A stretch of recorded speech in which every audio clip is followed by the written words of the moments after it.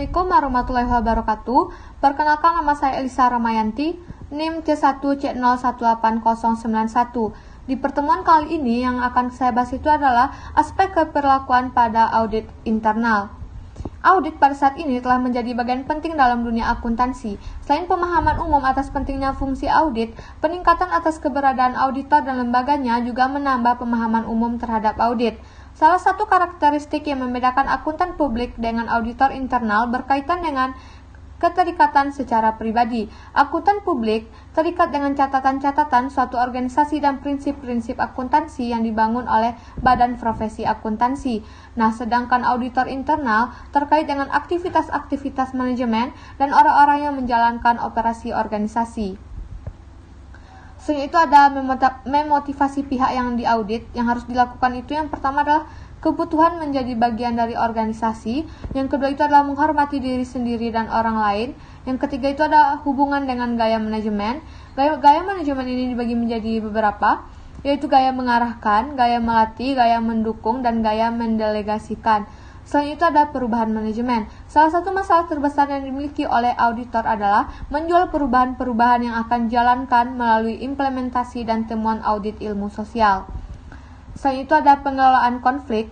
Konflik dapat terjadi dalam hal yang pertama itu ada lingkup seperti terhadap manajemen. Yang kedua itu ada tujuan sebagaimana terhadap auditor eksternal. Yang ketiga itu ada tanggung jawab seperti layanan manajemen.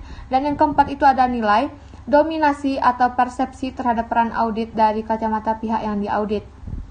Nah, selain itu ada dalam bidang akuntansi itu, konflik dapat terjadi antara auditor yang cenderung mempertahankan profesionalismenya dan pihak yang diaudit yang cenderung mempertahankan lembaga atau keinginannya. Ada 4 metode khusus yang secara umum dilakukan untuk menyelesaikan konflik.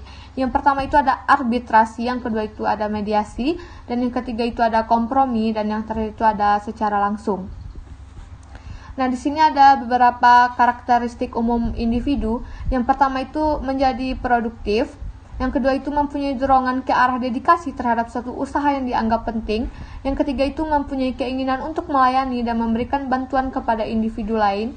Selanjutnya itu ada bebas untuk memilih guna mendapatkan independensi dan kebebasan pilihan. Selanjutnya itu ada memiliki sifat yang adil dan jujur.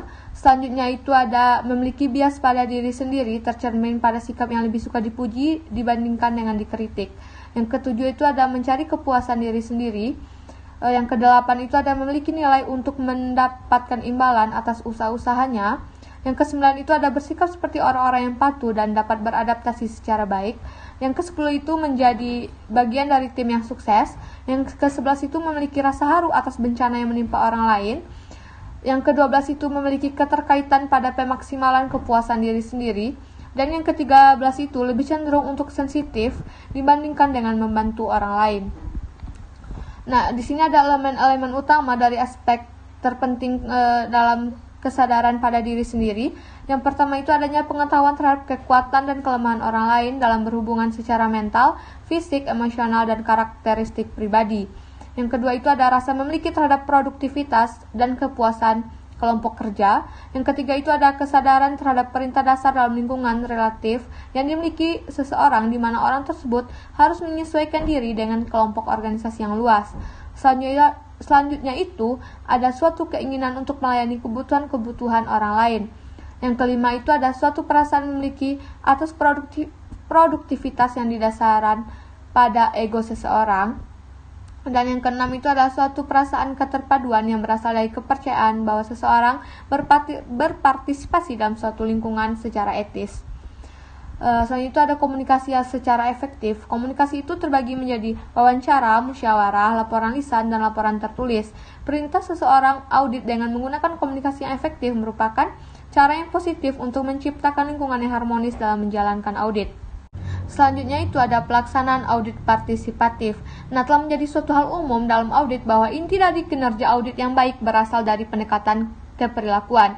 Pada dasarnya audit merupakan usaha kerjasama antara auditor dan pihak yang diaudit. Nah, ada beberapa elemen-elemen keperilakuan tersebut meliputi. Yang pertama itu, pada awal audit kita harus menanyakan pada pihak yang diaudit bidang mana yang akan kita audit. Yang kedua itu, bangun suatu pendekatan kerjasama dengan staf pihak yang diaudit dalam menilai.